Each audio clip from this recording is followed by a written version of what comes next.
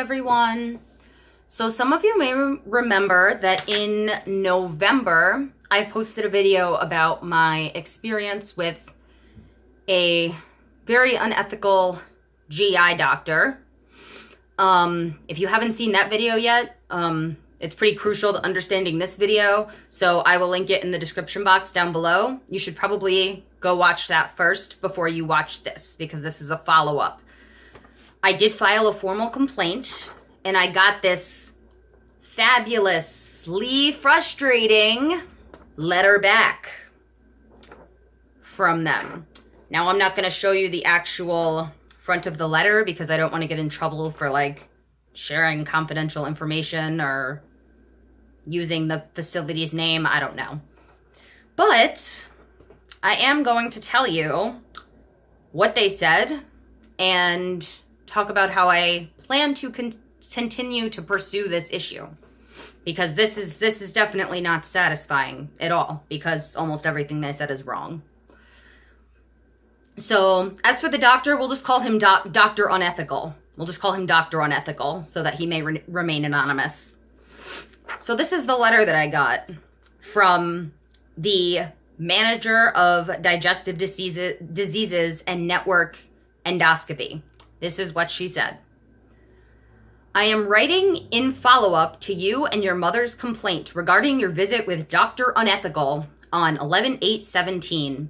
I completed a review of your concern on 12/6/2017. Okay, good. You reviewed it. Let's see what happens now.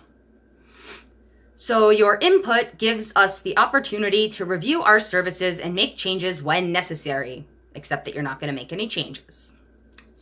Your complete satisfaction is very important to us. Obviously not, as you will see later in the letter. Upon reviewing your appointment time and the associated registration times on 2 occasions with Dr. Unethical, it appears you arrived a few minutes late each time. Okay, let's stop there for a moment. I was not late on either of these occasions. The reason that this manager thinks I was late is because their system doesn't show you as checking in until they finish checking you in and getting you all registered for the appointment. And every single time that I've gone to this office, they take at least 15 to 20 minutes to check me in. I think it may have even been around a half hour one time, because they cannot seem to manage to get my insurance information and my name correct. So I'm not sure how that's my fault. My name changed a little over a year ago, so you'd think they'd have that under control right now. My insurance changed, I think, almost a year ago, so they should have that under control by now too. Let's continue. It's important for patients to be on time, blah, blah, blah, blah. I was on time, so I already know that. So on the first occasion that I was supposedly late, which is I'm pretty sure is the time that they took about a half an hour to check me in, Dr. Unethical did fit you back into his schedule. Wow, what a hero. Unfortunately, it was after a patient who had a 60-minute appointment. This is what caused the delay. No, that is not what caused the delay, because I remember that particular day, and I had my mom there with me, so even though my memory's not so hot, have someone to back me up on this one. For at least a half an hour, maybe even 45 minutes, I was sitting in the little room, as I like to call it, after they call you out into the waiting room and you're in the exam room. I sat in the exam room, and Dr. Unethical was sitting at his little desk on his computer for 30 to 45 minutes, probably about 45 minutes. And I had waited in the waiting room for almost an hour before that. So that just doesn't add up. He wasn't with a patient.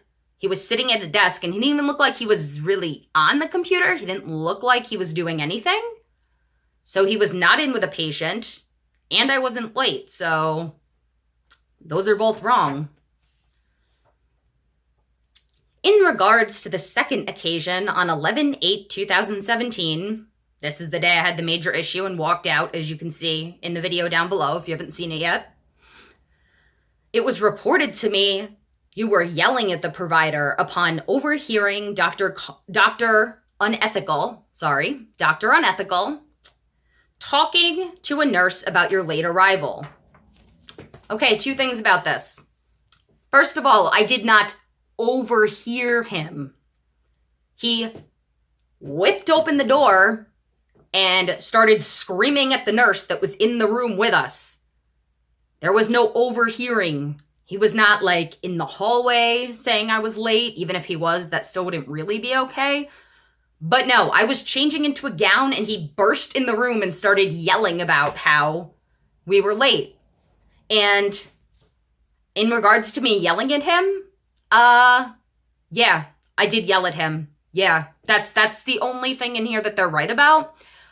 I did yell at him because he was yelling at me, where here they say I was yelling, and it was also reported that Dr. Unethical did not raise his voice at all. Oh, he's so wonderful, isn't he? No.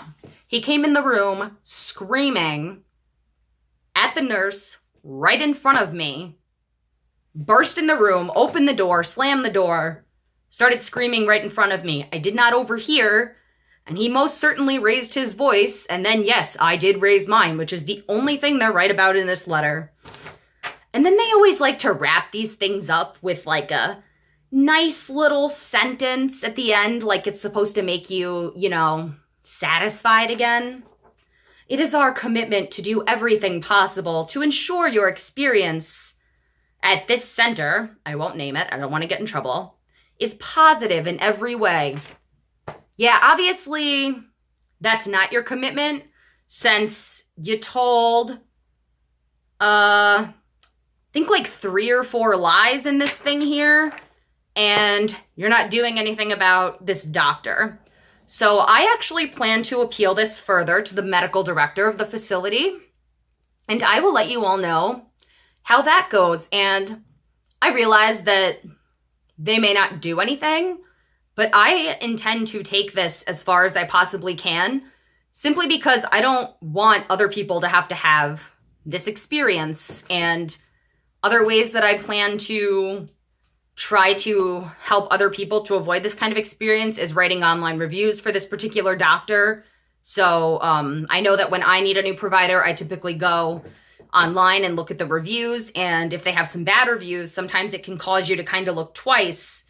And I definitely want to make people look twice before they go to this guy and possibly get treated the way I did. So that's what's happening with that. Thanks for watching my video. I'm going to try to start posting here more often. It'll be a mix of English videos and ASL videos, but everything is always captioned in English, regardless of if I'm speaking or if I'm signing. And you can click that subscribe button down there. And next to the subscribe button, there's a little bell. And if you click that bell, you'll get notified every time I post a new video. And sooner or later, probably later because it's a doctor's office, you can find out how this whole thing is going. But in the meantime, I'll have some other content for you guys as well. Thank you for watching. Bye.